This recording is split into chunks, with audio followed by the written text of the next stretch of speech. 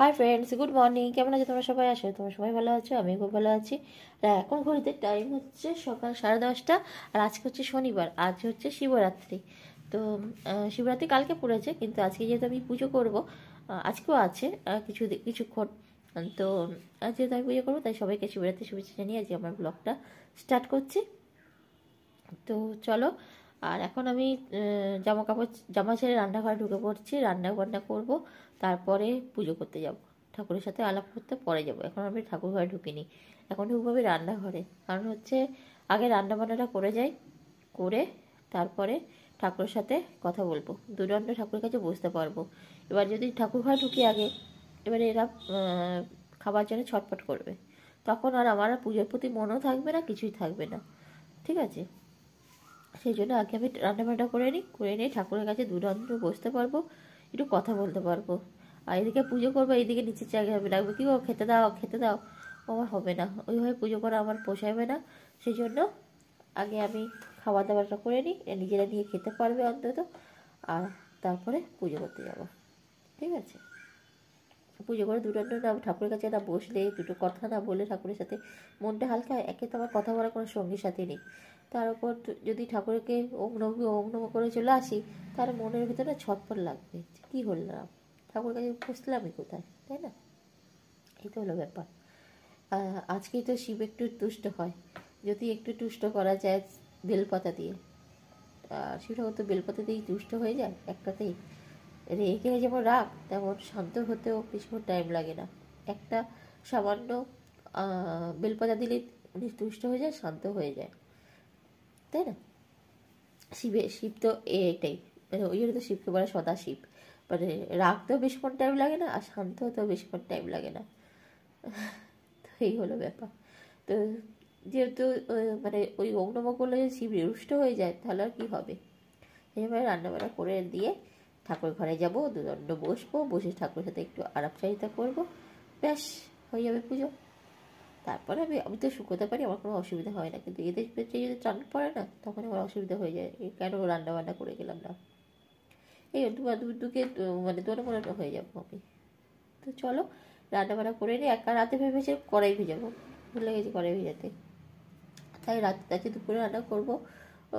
আলুর দম করে দিই, আর যেহেতু আমি একা খাবো, আর ছেলে খাবে, জানি না কী করবে, তো আলুর দম করবো আর লুচি করবো, আর তোমার দাদাভাই ভাত করবো। আর তরকারি বলতে আর বিশেষ মানে তরকারি আছে কিছুটা, কার কি এঁচড় করেছিলাম, এঁচড় আছে, আর চিংড়ি মাছের তরকারি আছে, ওইটা আছে, আর একটু মাছের ঝোল করে দিলে, ভাত করে দিলে খেয়ে নেবে, আর চাটনি তো আছে, ব্যাস হয়ে যাবে রান্নাবান্না।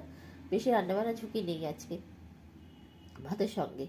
তো আমার আলুর দম লুচিটা করতে একটু ঝামেলা লাগবে, ব্যাস হয়ে যাবে। তো চলো রান্নাবান্না করে নিই, তারপর তোমাদের সাথে একবার কথা বলে যখন পুজো করতে যাবো, ঠিক আছে? ততক্ষণ জন্য আসি।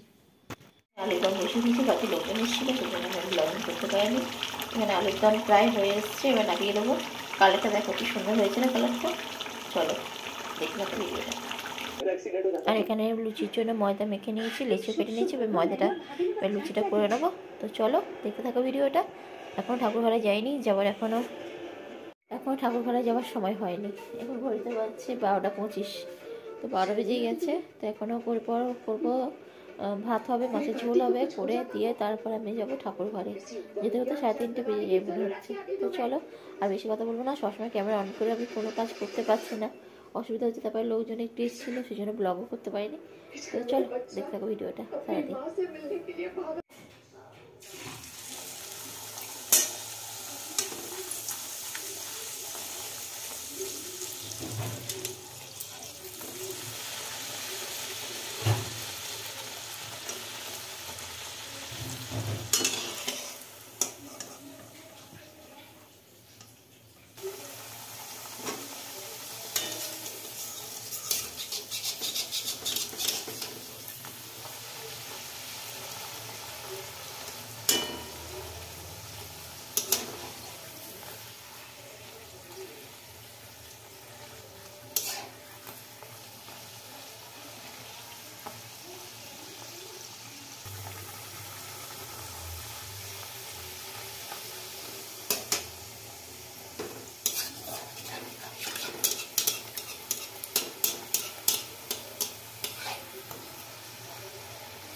এখানে মাছ ভাজতে দিয়ে দিয়েছি।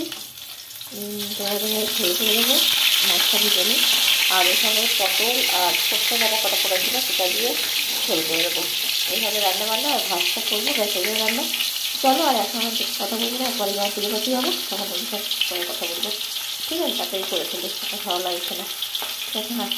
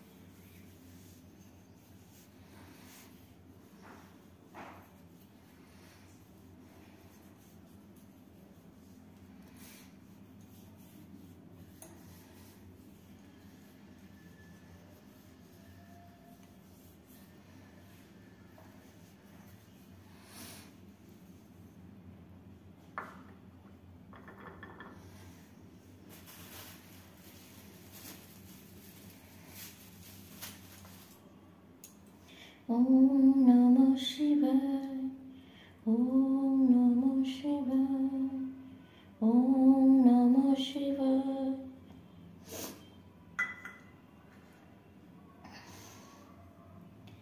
ওম নমঃ শিবায়, ওম নমঃ শিবায়, ওম নমঃ শিবায়, ওম নমঃ শিবায়, ওম নমঃ শিবায়, ওম নমঃ শিবায়, ওম নমঃ শিবায়, ওম নমঃ শিবায়।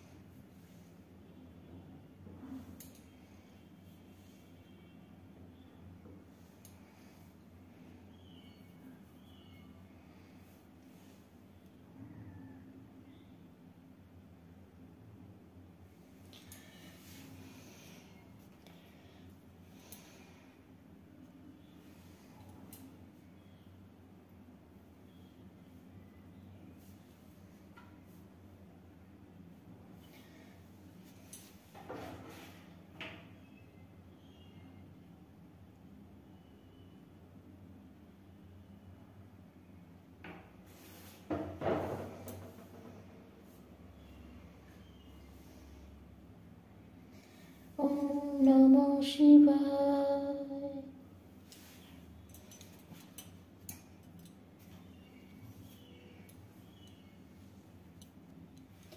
ওম নমঃ শিবায়,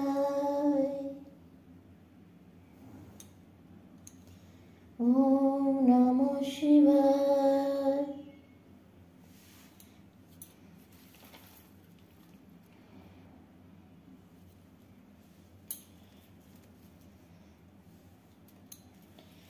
ওম নমঃ শিবায়।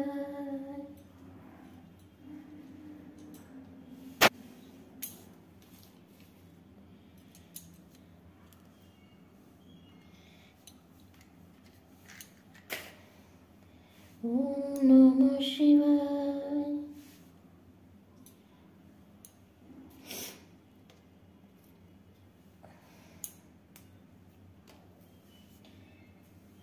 নমঃ শিবায়।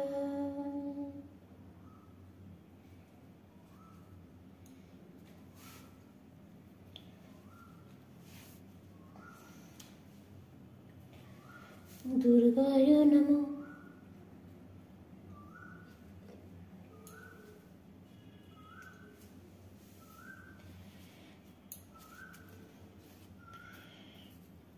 নমঃ শিবায়।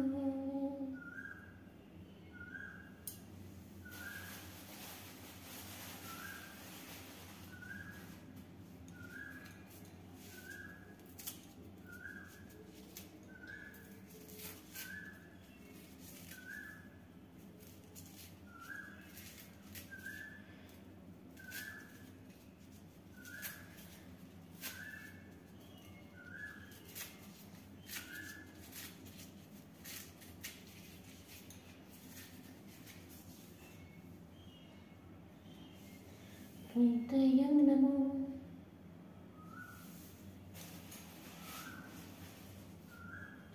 কুলদেয়াধি নমঃ। নমঃ শিবায় নমঃ শিবায় নমঃ শিবায় নমঃ শিবায়। ওম নমঃ শিবায় নমঃ শিবায় নমঃ শিবায় নমঃ শিবায়। ওম নমঃ শিবায় ওম নমঃ শিবায় ওম নমঃ শিবায় ওম নমঃ শিবায় নমঃ শিবায় নমঃ শিবায় নমঃ শিবায়। ওম নমঃ শিবায় নমঃ শিবায় নমঃ শিবায়।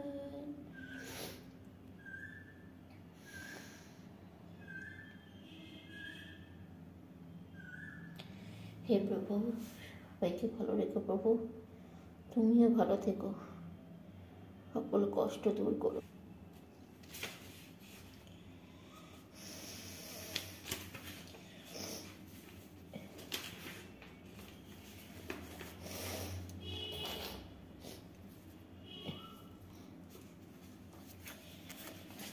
শিবরাত্রির ব্রত কথা। বহুকাল আগে বারাণসীতে একটি ব্যাধ ছিল। দিনরাত সেই শুধু জীব হত্যা করত। একদিন ব্যাধ শিকার করতে গিয়ে অনেক পশু পক্ষী মেরে সন্ধ্যা ঘনিয়ে আসতেই বাড়ির দিকে রওনা হলো। কিছুটা এগোতেই রাত্রি হয়ে গেল। অন্ধকার রাত্রি, পথ দেখা যায় না। সে তখন এক গাছের নিচে আশ্রয় নিল। কিন্তু গভীর জঙ্গলে হিংস্র জন্তু জানোয়ারের ডাক শুনে সে ভয়ে একটা গাছে উঠে তার ডালে মাংসের ছোলা বেঁধে সেই ডালেই বসে রইল। গাছটি ছিল বেল গাছ, গাছের নিচে ছিল শিবলিঙ্গ। ব্যাধ গাছের ডালে বসে নড়ে চড়ে উঠতেই শিশিরে ভেজা একটি বেলপাতা খসে পড়ল সেই শিবলিঙ্গের মাথায়। সেদিন ছিল শিব চতুর্দশী, ব্যাধও ছিল উপবাসী, তাই শিবের মাথায় বেলপাতা পড়তেই শিব সন্তুষ্ট হলেন। ব্যাধ কিছুই জানত না, তবু তার শিব চতুর্দশী ব্রতের ফল লাভ হলো। সকালে ব্যাধ বাড়ি ফিরে এলো। সবাই তার জন্য ভাবছিল। ব্যাধ ফিরে আসতেই তাকে তার বউ খেতে দিল।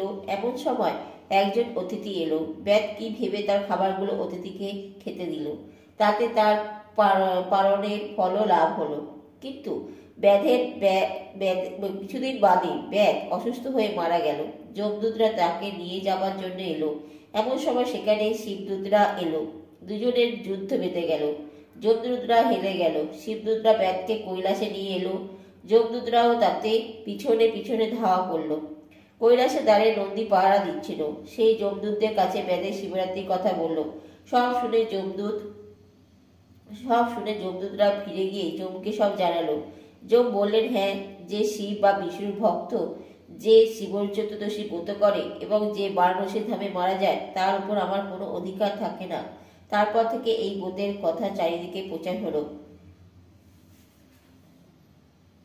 নমঃ শিবায় নমো নমঃ শিবায় নমো নমঃ শিবায় নমো নমঃ শিবায় নমো নমঃ শিবায় নমো নমঃ শিবায় নমো নমঃ শিবায় নমো নমঃ শিবায় নমঃ।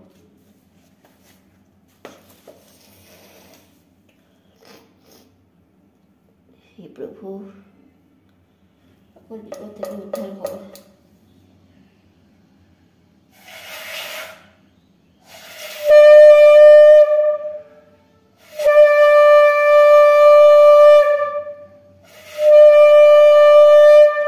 তো পুজো শেষ হলো, এখন ঘড়িতে টাইম হচ্ছে 3:20। তো এখন উপর থেকে নামলাম, এবার আমরা খেতে বসবো। আর তোমার দাদাভাই এখনও চান করছে, এখনও চান হয়নি যেহেতু। তো খাওয়া দাওয়া দেখাবো না, তো খেতে নিই, তারপর তোমার সঙ্গে কি সন্ধ্যেবেলা দেখা হবে। ঠিক আছে, পরে দেখা করবো।